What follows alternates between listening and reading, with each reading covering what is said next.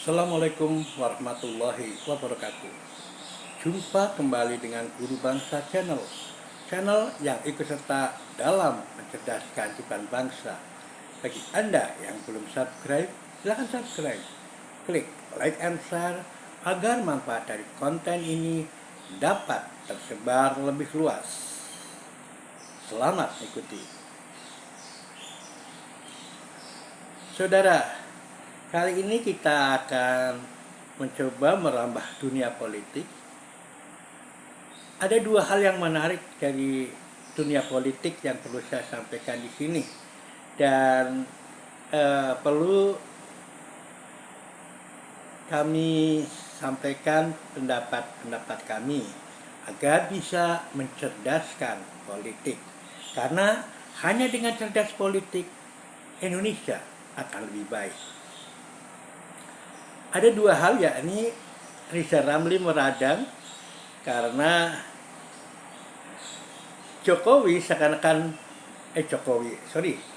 Ganjar belusukan di Jakarta, padahal di Jawa Tengah daerah miskin ekstrim bertambah di era Ganjar. Dan yang kedua adalah pendapat dari Panda Nababan yang menyatakan Gibran anak ingusan. Ini sungguh menarik karena dua-duanya menyangkut politisi PDIP, dan ada beberapa hal yang perlu kami sampaikan tentunya. Jadi memang benar, di era Ganjar, Jawa Tengah daerah kemiskinannya bertambah dari 5 menjadi 19, dan itu tentunya adalah kontraprestasi. Dan mestinya jika kita ingin melihat track record prestasi, tentunya itu tidak termasuk. Di awal tahun lalu, ya sekitar Lebaran tahun lalu, bahkan sampai Puan Maharani menyampaikan hal itu, ya, karena memang data statistik itu tidak bisa dipungkiri bahwa ada kenaikan kemiskinan di Jawa Tengah. Tapi yang perlu saya sampaikan, berdasarkan penelusuran kami di grassroots, yang berkembang di grassroots, di ART, pelayan warteg maupun grassroots lainnya, memang bukan prestasi yang diungkapkan tentang Ganjar, tapi biasanya Ganjar diprofilkan sebagai orang baik. Nah, ini yang berkembang di grassroots, sehingga sebetulnya belusukannya Ganjar di Jakarta ini merupakan follow up, ya, atau kelanjutan dari program-program yang sudah dipersiapkan tentang siapa profil Ganjar di grassroots. Bahkan pernah saya sampaikan, sampai saya berdebat dengan seorang pengacara yang betul-betul mempertahankan Ganjar itu seorang yang berprestasi, ya. Padahal data menunjukkan seperti itu. Jadi kalau kita bicara masalah data hitam di atas putih, ya Ganjar tidak termasuk gubernur yang berprestasi, karena Jawa Tengah juga termasuk 17 daerah yang miskin. Nah, ini yang perlu diperhatikan, yang perlu diketahui oleh masyarakat Indonesia. Jangan sampai hanya karena pencitraan di bawah, Indonesia terperosok memilih pemimpin yang tidak berprestasi. Bagi saya, track record prestasi tentu saja penting, karena itu akan menentukan langkah-langkah kedepannya daripada pencitraan tentang kebaikan seseorang, ya.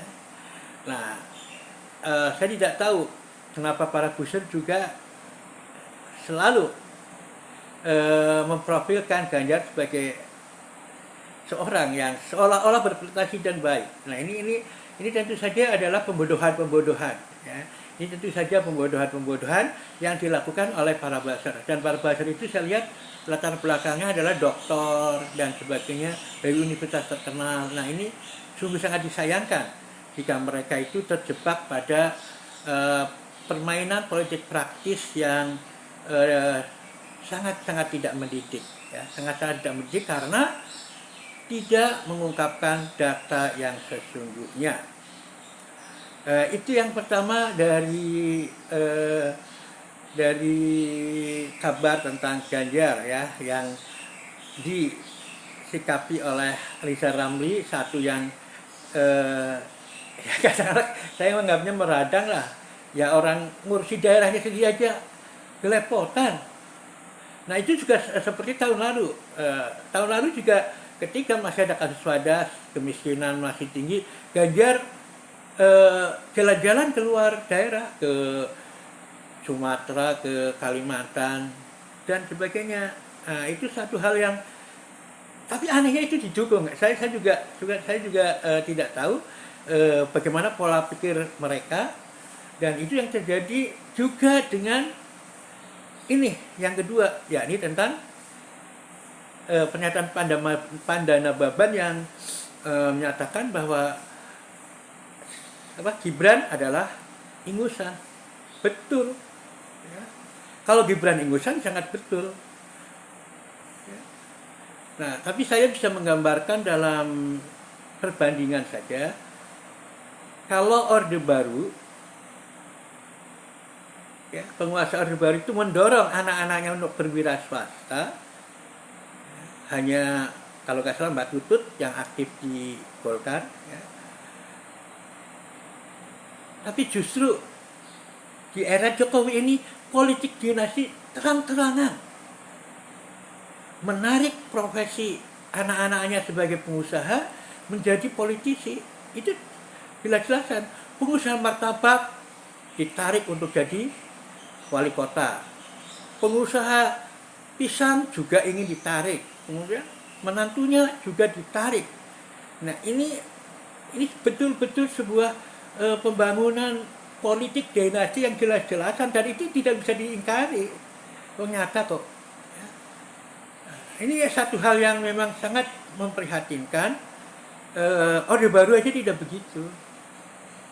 Orde Baru aja yang dikenal dengan kolusi nepotisme, kolusi korupsi nepotisme KKN, itu tidak menarik, mencoba untuk semuanya didudukan di jabatan politik, tidak. Tapi Jokowi jelas itu, ya.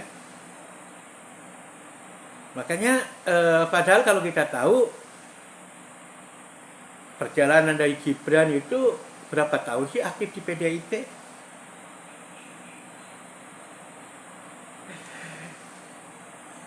Bagaimana sih dia menumbuhkan jiwa politiknya, intuisi politiknya? Itu tidak bisa dibangun dalam 5-10 tahun. Itu harus berpuluh-puluh tahun akan tumbuh intuisi politik yang bagus.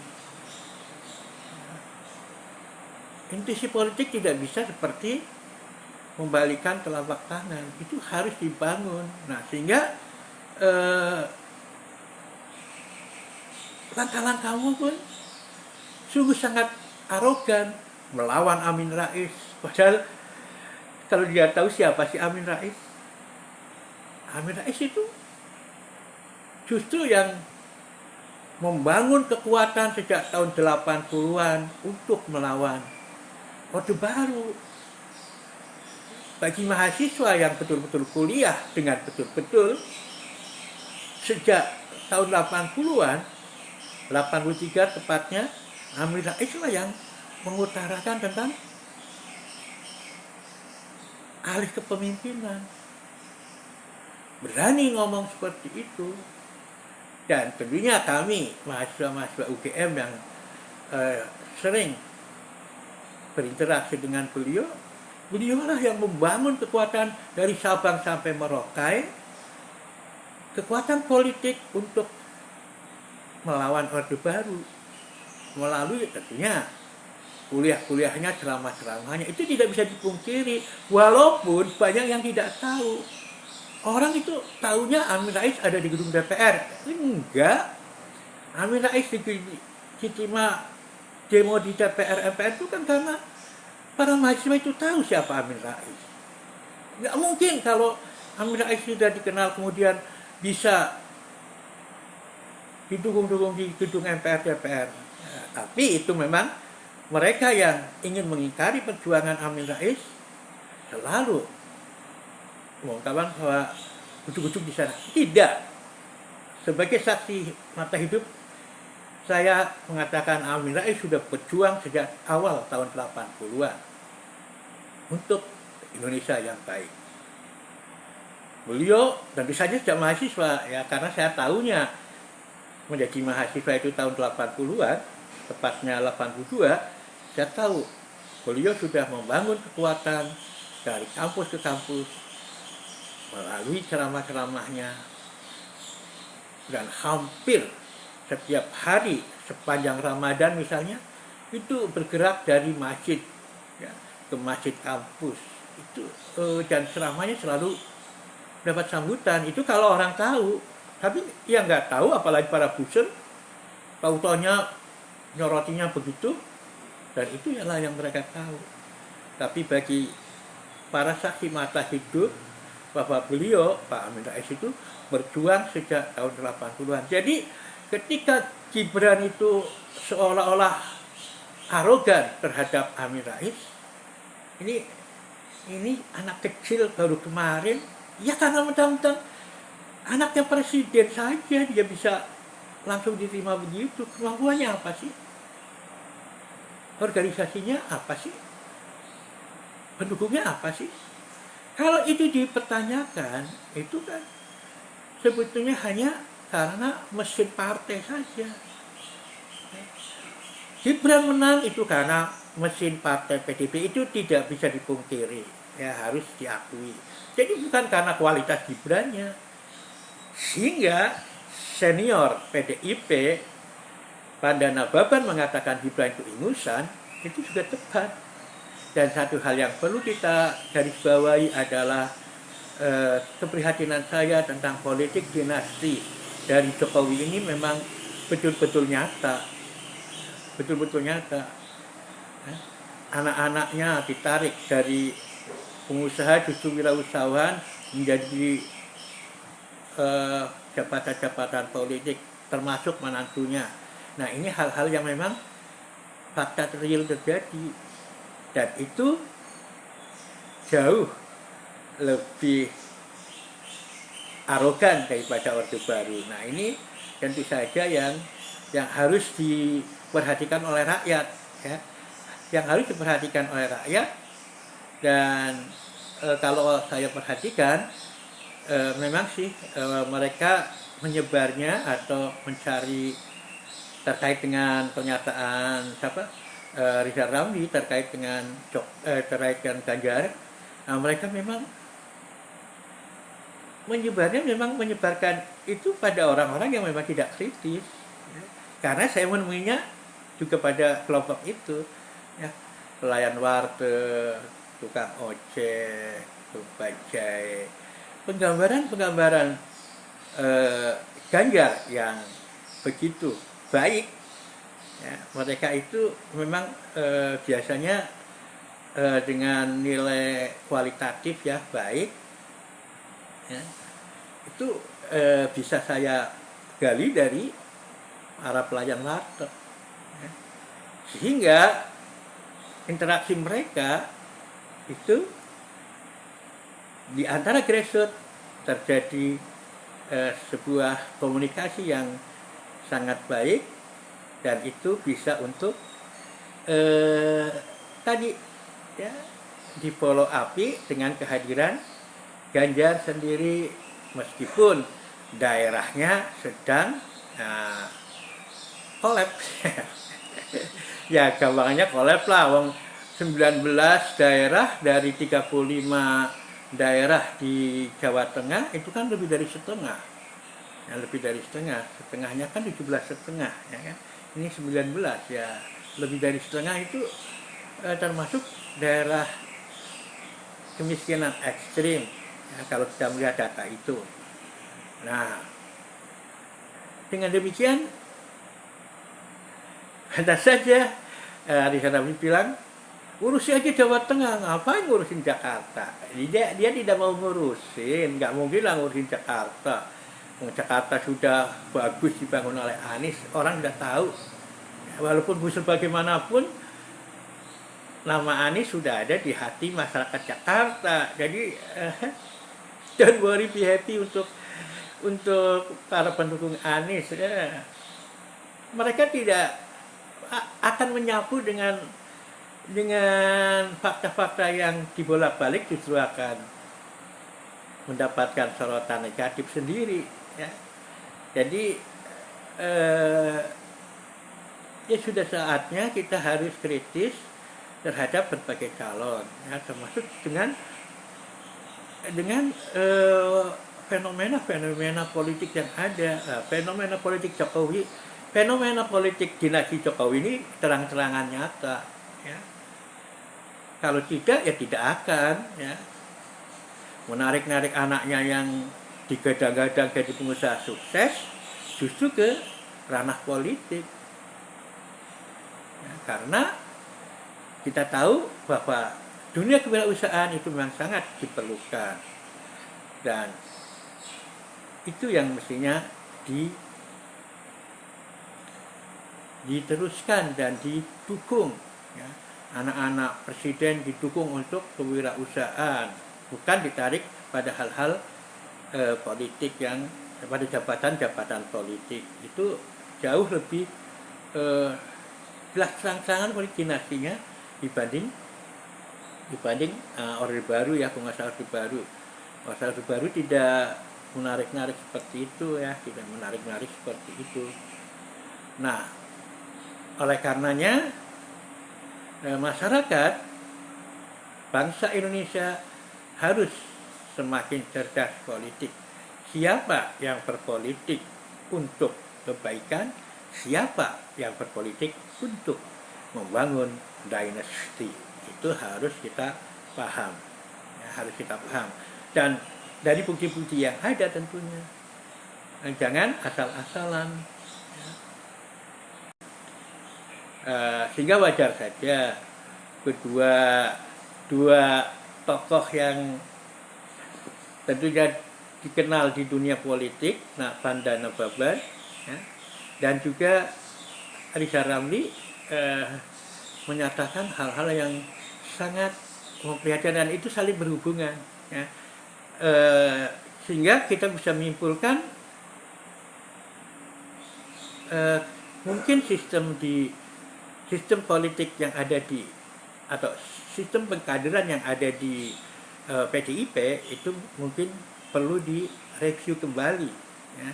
Karena kalau kita lihat munculnya hal-hal semacam itu dan munculnya berbagai korupsi bersekongkol, berkolusi dari kader-kader PDIP, itu memang tidak bisa dipungkiri. Itu harus direview kembali bagaimana penanaman apa yang selama ini dikatakan sebagai nasionalisme. Sebab nasionalisme nggak memungkinkan untuk memperdiri, tidak memungkinkan untuk menumbuhkan politik dinasti. Semua terpulang pada kepentingan Indonesia, bukan kepentingan keluarga. Nah, ini yang perlu diperhatikan oleh kita semua terkait dengan masalah pengembangan kader, termasuk juga partai-partai lain, ya. Perlu direview kembali sistem pengkaderannya, sistem rekrutmennya. Apakah sudah berjalan pada track yang benar, ataukah perlu direview, diinovasi menjadi sesuatu yang lebih nasionalis, lebih patriotis terutama.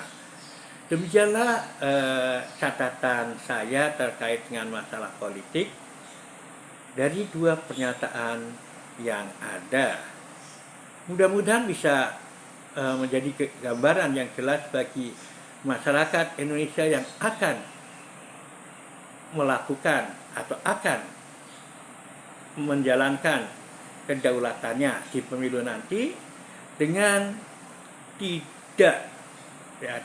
tidak terpengaruh oleh hal-hal yang sekedar pencitraan. Lihat, nilai, buktikan apa yang telah mereka lakukan. Sehingga yang terpilih adalah benar-benar anak-anak bangsa atau kader-kader bangsa yang betul-betul untuk Indonesia, yang betul-betul membangun untuk Indonesia, bukan untuk golongan apalagi dinastinya. Demikian, tonton terus Guru Bangsa Channel, karena Guru Bangsa Channel adalah channel yang mencerdaskan kehidupan bangsa. No hoax, no fitnah, no namimah. Tidak ada hoax, tidak ada dusta, tidak ada fitnah, dan tidak ada adu domba, domba diadu-adu, kata Rhoma Irama dalam lagunya Adu Domba. Akhirnya dengan pantun yang sudah terkenal ini, saya akhiri catatan kali ini. Bila ada kaca yang pecah, jangan disimpan di lemari. Bila ada kata yang salah, please deh, jangan disimpan dalam hati. Berbahaya. Akhiri dengan parian. Beli ketupat sayur santen, pilih kula lepat, kula nyuwun ngapunten. Kalau saya salah, saya mohon maaf. Nyuwun sewu agunging samudra pangaksami. Demikian orang Jawa bilang, memohon 1000 samudra pengampunan. Billahi taufiq wal hidayah. Wassalamualaikum warahmatullahi wabarakatuh.